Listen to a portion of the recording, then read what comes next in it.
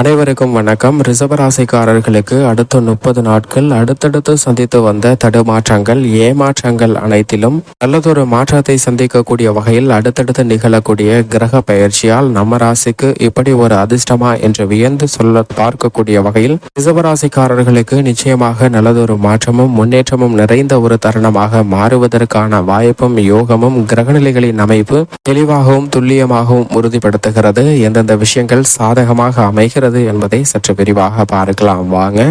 மகத்தான மாற்றங்களை கொடுக்கக்கூடிய மாசி மாதத்தில் கிரகநிலைகளின் அமைப்பை ஆராய்ந்து பார்க்கும் போது நிச்சயமாக இந்த மாதத்தில் நல்ல பல முன்னேற்ற வாய்ப்புகள் நிச்சயமாக கிடைக்கக்கூடிய ஒரு தருணமாக பார்க்கப்படுகிறது. பகை கிரகமாக இருக்கக்கூடிய சூரியனும் அவரின் மைந்தனாக இருக்கக்கூடிய சனியும் இணைந்து கும்பராசியில் சஞ்சரிப்பது சாதகமற்ற ஒரு அமைப்பாக பார்க்கப்பட்டாலும் இந்த தருணத்தில் சனி ஆட்சி பலம் பெற்றிருப்பதால் நல்லதொரு மாற்றம் ஏற்படுவதற்கான வாய்ப்பு இருக்கிறது. அது மட்டுமல்ல, நட்பை கொண்டாடக்கூடியவராக இருக்கக்கூடிய புதனும் வலுவாக முற்பகுதியில் இணைந்து சஞ்சரிக்க போகிறாருங்க கும்பராசியில். அதற்கு பிறகு மார்ச் 2ஆம் தேதிக்கு பிறகு புதன் கும்பராசியில் இருந்து மீன ராசிக்கு மாறுகிறார். இந்த மாதத்தின் துவக்கத்தில் இருந்தே சனி மற்றும் சூரியனுடன் இணைந்து சஞ்சரித்து வந்த புதன் மாறுதல் என்பது சற்று நல்ல பலனை கொடுக்க இயலாத ஒரு அமைப்பாக பார்க்கப்பட்டாலும் சனியின் மற்றொரு நட்பு கிரகமாக இருக்கக்கூடிய சுக்கிரன் மார்ச் 8ஆம் தேதியிலிருந்து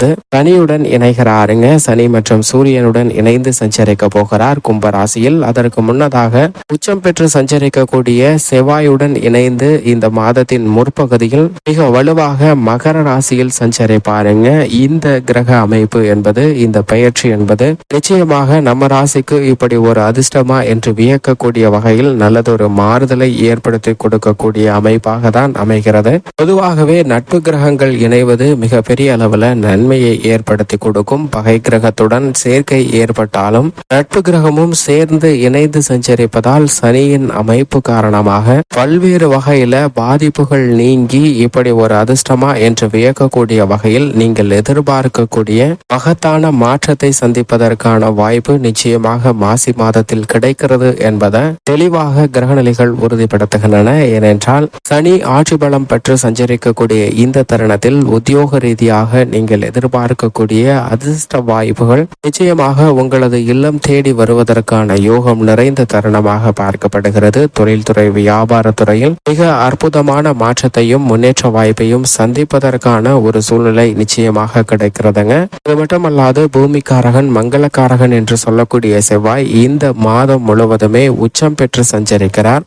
இப்படி சஞ்சரிப்பது நல்ல வரவேற்கத்தக்க ஒரு அமைப்பாக பார்க்கப்படுகிறது. இந்த மாதத்தின் இறுதியில் தனித்து சஞ்சரிக்க போகிறாருங்க. அதாவது மார்ச் 8ஆம் தேதிக்கு பிறகு மாசி மாதம் 25ஆம் தேதிக்கு பிறகு. எனவே செவ்வாயின் அமைப்பு இந்த மாதம் முழுவதும் நிறைந்த நன்மையும் முன்னேற்றத்தையும் கொடுக்கக்கூடிய ஒரு சிறந்த அமைப்பாக பார்க்கப்படுகிறது. எனவே பல்வேறு வகையான சுப நிகழ்வுகளை இந்த தருணத்தில் நிச்சயமாக திட்டமிட்டு நடத்துவதற்கான வாய்ப்பும் யோகமும் நிறைந்த ஒரு தருணமாக அமைய போகிறது. அது மட்டுமல்லாது பல்வேறு வகையில தடைகள், தாமதத்தை சந்தித்து வரக்கூடிய சூழ்நிலையில் அவை அனைத்தும் சாதகமாக மாறுவதற்கான வாய்ப்பை குரு தனது நட்பு கிரகமான செவ்வாயின் ஆட்சி வீடான மேசராசியில் வீற்றிருப்பதால் உறுதிப்படுத்துகிறாருங்க. குருவினுடைய சஞ்சார அமைப்பு அதிவிரைவாக அனைத்து விதமான ஆறுதல்களையும் முன்னேற்றத்தையும் ஏற்படுத்தி கொடுக்கக்கூடிய ஒரு சிறந்த அமைப்பாக பார்க்கப்படுகிறது. ஏனென்றால் இன்னும் 2 மாதங்களில் அவர் மிக வலுவாக ரிஷபராசியில் அமரப்போகிறாருங்க. அதற்கு முன்னதாக இந்த தருணத்தில் நிச்சயமாக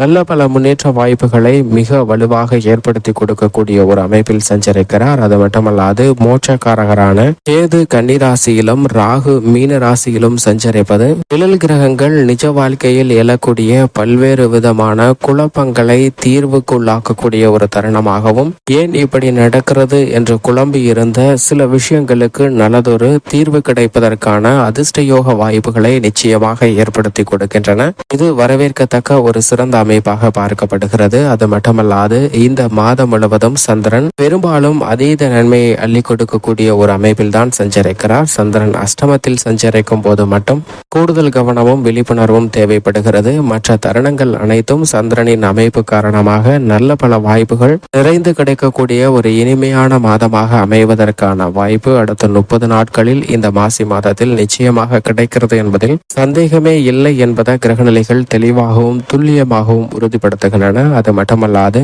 இந்த மாதத்தில் நிகழக்கூடிய கிரக பெயர்ச்சிகள் அனைத்துமே மிக பெரிய அளவில் மாற்றத்தையும் அதிரடியான திருப்பத்தையும் ஏற்படுத்தி கொடுக்கக்கூடிய கிரக பெயர்ச்சிகளாக அமைகின்றன. ஏனென்றால் இந்த மாதத்திற்கு பிறகு முக்கூட்டு கிரகங்கள் என்று சொல்லக்கூடிய 3 கிரக நிலைகளும் இணைவதற்கான வாய்ப்பு கிடைக்கிறது. அது மட்டுமல்லாது இந்த தருணத்தில் ஆட்சி பலம் பெற்ற சனி மிக வலுவாக சஞ்சரிக்கிறார். அது மட்டுமல்லாது அவரின் வகை கிரகமாக இருக்கக்கூடிய செவ்வாயும் உச்சம் பெற்று சஞ்சரிக்கிறாருங்க. ஆனால் செவ்வாயின் பார்வையில் சனி சமகிரகமாக பார்க்கப்படுகிறார். எனவேதான் இந்த தருணத்தில் உச்சம் பெற்று சஞ்சரிப்பதால் இப்படி ஒரு அதிர்ஷ்டமா என்று வியக்கக்கூடிய வகையில் நீங்கள் எதிர்பார்க்கக்கூடிய புதிய வாய்ப்புகளும் சந்தர்ப்பங்களும் நிச்சயமாக நிறைந்து கிடைப்பதற்கான வாய்ப்பும் யோகமும் உருவாகக்கூடிய ஒரு தருணமாக அமைகிறது கிரகநிலைகளின் அமைப்பு. ரிஷபராசிக்காரர்களின் குடும்ப சூழ்நிலையை பொறுத்த வரைக்கும் இந்த மாசி மாதம் முழுவதும் ஒரு அனுகூலமான மாதமாக பார்க்கப்படுகிறது. ராசியின் அதிபதியான சுக்கிரன் ஓரளவிற்கு சாதகமாக சஞ்சரிக்கிறார். நீங்கள் எதிர்பார்க்கக்கூடிய லாப வாய்ப்புகள் நிறைந்து கிடைக்கக்கூடிய ஒரு தருணமாக பார்க்கப்படுகிறது. ராகு லாபத்தில் இருப்பதால் பல அதிரடியான நன்மைகள் நிறைந்து கிடைக்கக்கூடிய ஒரு தருணமாக அமைகிறதுங்க. வருமானம் திருப்திகரமாக அமையும். குடும்ப ரீதியாக திட்டமிடக்கூடிய சுப காரியங்கள் மிக சிறப்பாக நடைபெறும். கணவன் மனைவிக்கு இடையே சின்ன சின்ன கருத்து வேறுபாடுகள் ஏற்படலாம். பெரிய அளவிற்கு பாதிப்பு இல்லை. பூர்வ புண்ணியஸ்தானம் வலுவாக இருப்பதால் இந்த தருணத்தில் குடும்ப ரீதியாக இருக்கக்கூடிய பல பிரச்சனைகளுக்கு முக்கிய தீர்வு கிடைக்குங்க. திருமண முயற்சிகள் சற்று தாமதத்தை ஏற்படுத்தினாலும் நீங்கள் எதிர்பார்க்கக்கூடிய மனநிறைவை நிச்சயமாக அளிக்கக்கூடிய ஒரு தருணமாக பார்க்கப்படுகிறது. உத்தியோக ரீதியாக சனி பகவான் ஜீவனஸ்தானத்தில் மிக வலுவாக சஞ்சரிக்கிறாருங்க. கடின உழைப்பும் நீச்சலும் அதிகரித்தாலும் கூட நீங்கள் எதிர்பார்க்கக்கூடிய அங்கீகாரம் என்பது நிச்சயமாக கிடைக்கும். நம்ம ராசிக்கு இப்படி ஒரு அதிர்ஷ்டமா என்று வியக்கக்கூடிய வகையில் உங்களது உழைப்பிற்கேற்ற பலன் அங்கீகாரமாக கிடைப்பதற்கான வாய்ப்பு நிச்சயமாக இருக்கிறது. இந்த தருணத்தில் நீங்கள் பணியாற்றக்கூடிய துறை எதுவாக இருந்தாலும் அதில் சிறு ஊதிய உயர்வை நிச்சயமாக எதிர்பார்க்கலாங்க. தொழில்துறை வியாபாரத்துறையில் மிக அனுகூலமான ஒரு தருணமாக பார்க்கப்படுகிறது. மூளைப்பொருட்கள் விலை அதிகரித்தாலும் மூலப்பொருட்களுடைய தட்டுப்பாடு என்பது இல்லாத இந்த தருணத்தில் உற்பத்தி அதிகமாகுங்க. எனவே நீங்கள் எதிர்பார்க்கக்கூடிய லாபத்தை தக்க வைப்பதற்கான வாய்ப்பும் சூழ்நிலையும் நிச்சயமாக கிடைக்கிறது. புதிய ஆர்டர்கள், நீண்ட நாட்களாக எதிர்பார்த்து கொண்டிருக்கக்கூடிய பாக்கிகள் போன்ற அனைத்தும் மிக சிறப்பாக கிடைக்கும். கலைத்துறையின் நாயகனாக இருக்கக்கூடிய ராசியின் அதிபதி மிக வலுவாக இந்த மாதம் முழுவதுமே சஞ்சரிக்க போகிறார். எனவே புதிய வாய்ப்புகள் நிச்சயமாக கிடைக்கும். ஆனால் அதே சமயம் கடன் வாங்கும் போது மட்டும் சற்று விழிப்புணர்வுடன் இருங்க. அரசியல் சார்ந்த பணிகளில் இந்த தருணத்தில் ராசியின் அதிபதியான சுக்கிரன் மிக சாதகமாக இருப்பதால் பெரிய பிரச்சனைகள், சில குழப்பங்கள் ஏற்பட்டாலும் அவை மிகப்பெரிய மாற்றத்திற்கு வித்திடக்கூடிய வகையில் அமைய போகிறது. கல்வியை பொறுத்த வரைக்கும் சோம்பல் நீங்கி நினைவாற்றல் அதிகரிக்கும். எதிர்கால கல்வியில் நல்ல முன்னேற்றம் நிறைந்த ஒரு தருணமாக அமையும். விவசாயம் சார்ந்த பணிகளில்